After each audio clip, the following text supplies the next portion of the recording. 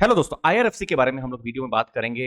Railway की company है और हम ये जानेंगे कि ये रेलवे के जो टोटल जो इकोसिस्टम है वहां पर आईआरएफसी कहां पर आता है। तो देखिए, ये है रेलवे और रेलवे की सोर्स ऑफ फाइनेंसिंग, मतलब रेलवे कहां से पैसा कमाते हैं, उनको पैसा कहां से मिलता है अपने फ्यूचर के ग्रोथ के लिए। तो देखिए, पहला तो होता है इंटरनल रिसोर्सेस, जो फ्रीट है, पैसेंजर जो आप खुद रेलवे में ट्रैवल करते हैं तो वहां से कुछ रेलवे कमाती है, लेकिन उतना नहीं कमाती है कि रेलवे अपने सभी खर्चे और अपने फ्यूचर एक्सपेंशन को पूरा कर पाए। उसके बाद नंबर टू, सेंट्रल गवर्नमेंट से बजटरी सपोर्ट मिलता है। जैसे हर साल जब बजट आता है, इनफैक्ट बहुत साल पहले रेलवे का एक सेपरेट बजट आता था, लेकिन अभी तो सिर्फ एक ही यूनियन बजट आता है, फाइनेंस मिनिस्टर वो देते हैं। तो जो रेलवे है उनके लिए कुछ बजटरी सपोर्ट दिया जाता है। उसके बाद भी अगर रेलवे को कुछ पैसों की जरूरत पड़ती है अपने ग्रोथ के लिए, तो एक्स्ट्रा बजटरी रिसोर्सेस की जरूरत पड़ती है।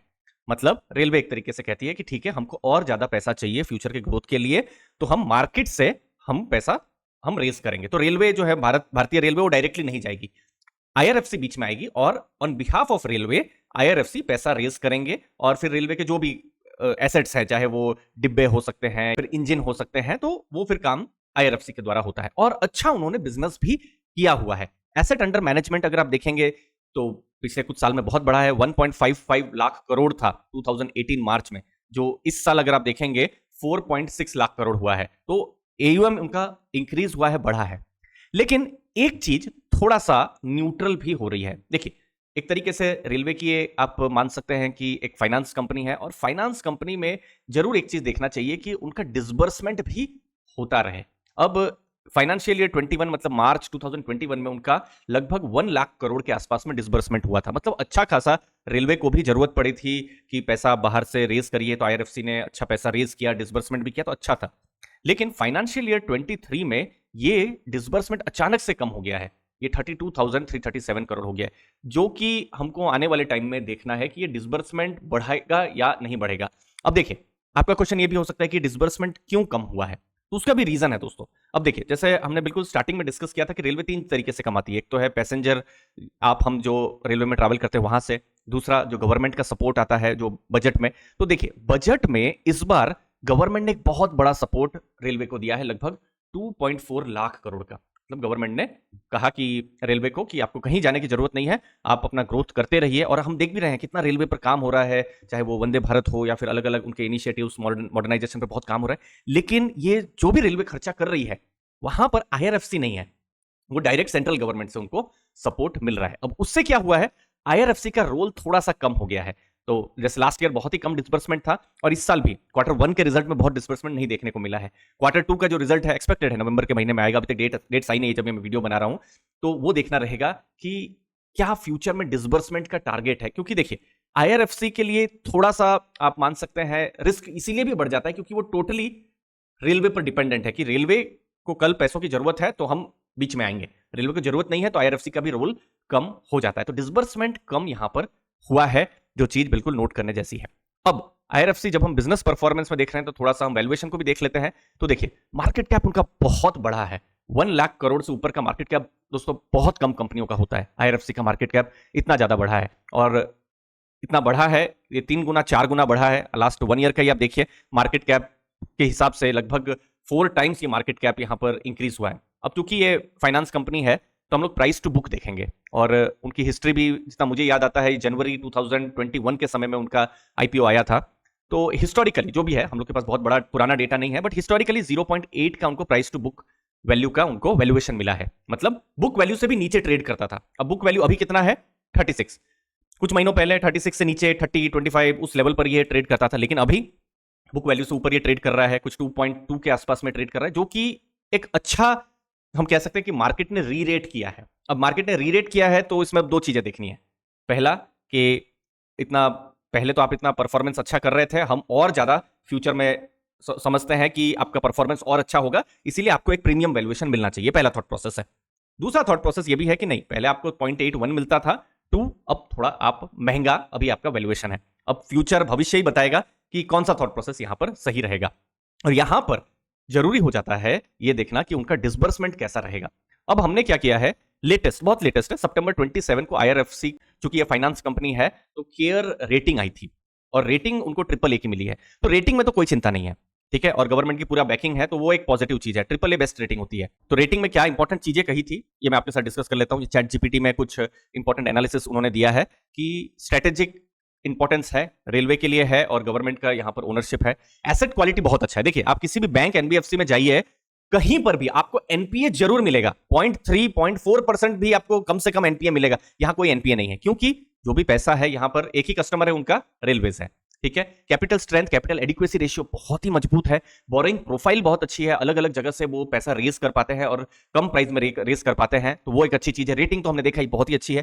प्रॉफिटेबिलिटी मैट्रिक्स अच्छे हैं उनके, रिटर्न ऑन एसेट्स उनका ठीक ठाक है, अच्छा है। लेकिन कॉन्सेंट्रेशन रिस्क भी है, क्योंकि सिर्फ एक ही उनके सामने अगर कस्टमर अगर हम देखेंगे तो वो रेलवे है, और वो रेलवे के लिए वो पैसा रेज करते हैं। नेक्स्ट है एक्सपांशन प्लान। अब वो धीरे धीरे अपने आप को डाइवर्सिफाई भी कर रहे हैं। अब मैं ये देख भी रहा था उनका ट्रांसक्रिप्ट को, जहां पर कुछ हरियाणा ऑर्बिटल, फिर एनटीपीसी, थोड़ा बहुत उन्होंने अपने आप को डाइवर्सिफाई किया है। कुछ 1500 2000 करोड़ के आसपास में थोड़ा उन्होंने डाइवर्सिफाई किया है, बट इतनी बड़ी बुक में अभी ये बहुत छोटा परसेंटेज है। अब देखिए, डाइवर्सिफाई करेंगे तो रिस्क भी रहेगा, हो सकता है एनपीएस भी हो जाए। ठीक है, अभी खैर ये सोचना बहुत ज्यादा जल्दबाजी है। फिलहाल तो इतना ही मान के रखिए कि रेलवे की तरफ से ही नेक्स्ट ग्रोथ का ट्रिगर आना चाहिए, अगर आता है तो। और रेलवे का क्या ग्रोथ ट्रिगर होगा कि रेलवे कहेगी कि ठीक है, गवर्नमेंट से तुमको सपोर्ट मिल गया और हमको बाहर से पैसा रेज करना है, तब आईआरएफसी जो है सीन में आ सकता है। अब Q2 के रिजल्ट में ही पता चलेगा कि वो क्या नया हो रहा है। तो वो डिपेंडेंसी का चैलेंज तो है ही। तो वो कुछ पॉजिटिव नेगेटिव दोनों ही हमने डिस्कस किया है। अब देखिए, प्रॉफिट्स की बात करेंगे। बहुत अच्छा प्रॉफिट उनका रहा है। 2000 करोड़ का प्रॉफिट रहा था मार्च 2028। इस बार 6337 करोड़ का प्रॉफिट था। अब फाइनेंशियल 24 में देखना है प्रॉफिट बढ़ रहा है या फिर उसी रेंज पर रह रहा है, वो इंपॉर्टेंट रहेगा। डिसबर्समेंट का रहेगा। अब नेट इंटरेस्ट मार्जिन कुछ कम हो रहा है 1.42%, फिर भी बहुत चिंता की बात नहीं है। रीजन, क्योंकि सामने रेलवे है, एनपीएस उनको नहीं है, तो ये एक अच्छी चीज है। बट अगर ये कोई बैंक होती है, एनबीएफसी होता, जहां पर कंटिन्यूअसली एनआईएम गिर रहे होते, तो फिर थोड़ा चिंता हो सकता था कि क्यों इतना एनआईएम उनका गिर रहा है। यहां पर एनआईएम जरूर गिर रहा है, बट एक चीज वो भी हमको समझना है कि उनको एनपीए का चैलेंज फ्यूचर में नहीं होने वाला है, तो ये एक ठीक ठाक चीज है। तो भविष्य में क्या देखना है, गाइडेंस क्या रहने वाला है डिसबर्समेंट का। अभी तो अच्छा चल रहा है, बट फ्यूचर में क्या गाइडेंस है। गवर्नमेंट ओएफएस का भी एक चीज है जो देखी जा रही है। अब हमको भी देखना है कि आने वाले टाइम में गवर्नमेंट का क्या ओएफएस आ रहा है या नहीं आ रहा है। बाकी एक स्टेबल डिविडेंड कंपनी है, ₹1.50 का उन्होंने लास्ट फाइनेंशियल 23 में उन्होंने डिविडेंड उनके द्वारा आया हुआ था। और डिविडेंड देखिए लास्ट ईयर नवंबर में आया हुआ था। तो अभी देखते हैं Q2 के जब रिजल्ट्स आएंगे कि इस साल भी क्या नवंबर में डिविडेंड आ रहा है कि नहीं। और जो दूसरा डिविडेंड है उसकी रिकॉर्ड डेट आते आते सितंबर हो गया था। तो अभी जो एलिजिबल इन्वेस्टर्स हैं, कुछ सप्ताह पहले ही उनको डिविडेंड उनको एक्चुअली में मिला होगा।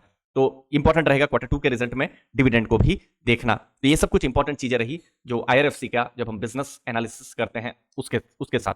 लास्ट में एक इंपॉर्टेंट, हमारा बैच 3 शुरू हो रहा है। बैच 1 और 2 को बहुत अच्छे टेस्टिमोनियल्स मिले थे, जहां पर हमने लाइव क्लासेस ली थी। लाइव क्लासेस फिर से आ रही है, 7 डेज लाइव क्लासेस अक्टूबर 25 से 31। यहां पर कुछ इनरोलमेंट्स ऑलरेडी हो चुके हैं, लिमिटेड सीट्स है। यहां पर फोकस लर्निंग पर हमारा फोकस है। एआई पावर्ड मल्टीबैगर मास्टरी, ये 7 डेज लाइव क्लासेस रहने वाली है। अब लाइव क्लास से पहले आप ऑलरेडी 3 कोर्स जिनका वर्थ 3100 है, आप अभी से ही देख सकते हैं। ये 30+ वीडियोस हैं जो आप अभी से ही देख सकते हैं। Stock selection, sector analysis, dividend mastery, ये कोर्सेस आप अभी से ही देख सकते हैं दोस्तों। साथ में लाइव क्लास के समय में एक्सक्लूसिव व्हाट्सएप कम्युनिटी का भी एक्सेस मिलेगा। अभी फेस्टिवल सीजन चल रहा है, एक बड़ा 65% का एक्सक्लूसिव फेस्टिवल डिस्काउंट भी आप अवेल कर सकते हैं। इनफैक्ट कोर्स की कीमत ये 3 कोर्स जिसकी वैल्यू 3100 की है, उससे भी कम में है दोस्तों।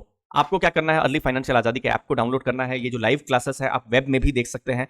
यहां पर अगर आपके पास एप्पल iOS है तो LGIGZ करके कोड रहने वाला है। मैं जो एलिजिबल जो भी स्टूडेंट्स जो रहेंगे उनके लिए फ्री मटेरियल्स होंगे। एआई प्रॉम्प्ट्स मैं उनको प्रोवाइड करूंगा, लर्निंग मटेरियल्स और इन्वेस्टिंग चेकलिस्ट आपको मैं प्रोवाइड करूंगा। और मैं सिखाऊंगा भी कि कैसे एआई प्रॉम्प्ट्स को आप यूज कर सकते हैं, कैसे अपनी इन्वेस्टिंग को इन्वेस्टिंग एज आप अपने लिए बना सकते हैं। रिकॉर्डिंग आपके लिए अवेलेबल रहने वाली है। अगर आप लाइव क्लास अटेंड नहीं भी कर पाते हैं या फिर फ्यूचर में आपको रेफर करना है तो इन रिकॉर्डिंग्स को आप देख सकते हैं। मंथली डाउट क्लियरिंग सेशन आपके लिए होने वाला है। एक्सक्लूसिव डिस्काउंट है, डिस्क्रिप्शन बॉक्स में मैंने लिंक को दिया हुआ है। हम लोग डिस्कस करने वाले हैं investor psychology, sector analysis, financial statements, financial ratios, उसके बाद AI powered investing, dividend investing, investing portfolio कैसे बनाया जाए, इन सब के बारे में हम लोग डिस्कस करेंगे। फंडामेंटल एनालिसिस पर हमारा फोकस होने वाला है दोस्तों। मुझे उम्मीद है आपको वैल्यू जरूर मिलेगी। थैंक यू आपके टाइम के लिए, धन्यवाद दोस्तों।